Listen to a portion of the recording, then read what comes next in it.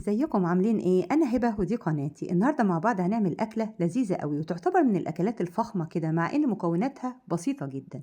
هنعمل رولات اللحم بصوص الزبادي والطحينه وبصوص احمر لذيذ كده سبايسي. ويلا نبدا. نص كيلو لحمه مفرومه حطيه في طاسه على النار فيها زبده وزيت، معلقتين زيت كده مع معلقه زبده، وقلبي اللحمه بقى لحد ما لونها يتغير يبقى بني كده وتبقى تقريبا نص سوا. بعد كده طلعيها من الطاسة وحطي مكانها بصلاية مفرومة ناعم. هنقلب بقى البصلاية دقيقتين 3 كده، مش هتاخد لون، هي بس تدبل معانا وريحتها تطلع كده. نضيف الإضافة اللي بعد كده اللي هي الفلفل الأخضر. أنا حطيت فلفل رومي، ما حطيتش فلفل سبايسي لأن طبعا الصوص الأحمر بتاعنا اللي هنضيفه في الآخر سبايسي. فحطيت فلفلتين رومي متقطعين مكعبات، قلبتهم شوية لحد ما يتبالوا كده مع البصل، وبعدين ضفت معلقتين طحينة كبار متخففين بالمية عادي، يعني حطي عليهم المية وقلبيهم وضفيهم للبصل بتاعنا. حطيت معلقتين كبار طحينة ومعلقتين كبار دبس رمان. والتوابل بقى بتاعتنا معلقة صغيرة ملح ونص معلقة صغيرة فلفل اسود ونص معلقة صغيرة زعتر، مش هنضيف اي توابل اكتر من كده.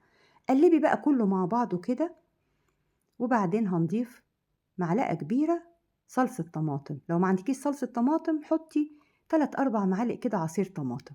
حطيت بقى معلقة صلصة الطماطم الكبيرة اهي وقلبتها، وبعدين ضفت اللحمة تاني تتقلب بقى مع الخليط ده كده، يتشربوا من بعض وتكمل سواها كده. بقى باقي إضافة واحدة قبل ما تنزلي اللحمة، قطعي بقدونس وشبت، معلقة كبيرة بقدونس ومعلقة كبيرة شبت، وقلبيهم في اللحمة بقى كده والعصاج بتاعنا ده كده دقيقة واحدة. وبعدين خلاص كده هننزل العصاج. العيش السوري اللي هنستخدمه، لما بتفتحي الكيس بتاع العيش السوري دايما بتلاقي العيش في جنب متني كده منه، ما تفردهوش، خليه زي ما هو كده وحطي عليه العصاج.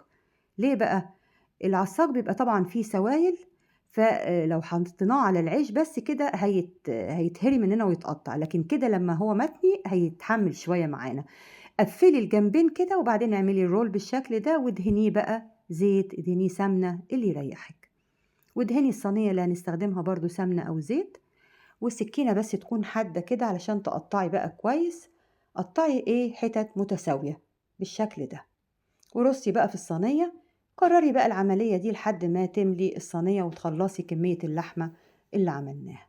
الفرن دلوقتي على درجة حرارة 220، حطيتها على الرف الوسطاني 25 دقيقة، من 25 ل 30 دقيقة تقريبا. وأنا محتاجتش أفتح الشواية، بقى لونها حلو كده من غير الشواية. لو احتاجتي شواية 5 دقايق بس من فوق. بالنسبة لصوص الزبادي، معلقتين زبادي على معلقتين طحينة، قلبيهم كويس وضيفي لهم معلقتين مية كده، وضيفي لهم ملح وفلفل اسود وسماق. اما الصوص الاحمر على النار بقى معلقتين زيت، سخنيهم وحطي لهم نص معلقة بابريكا ونص معلقة شطة. الصوص ده لذيذ قوي. وزيني بقى الطبق بالشكل ده وبألف هنا. ولو عجبتك أكلتي النهاردة اعملي لايك وشير واشتراك في القناة بتاعتي، وباي باي.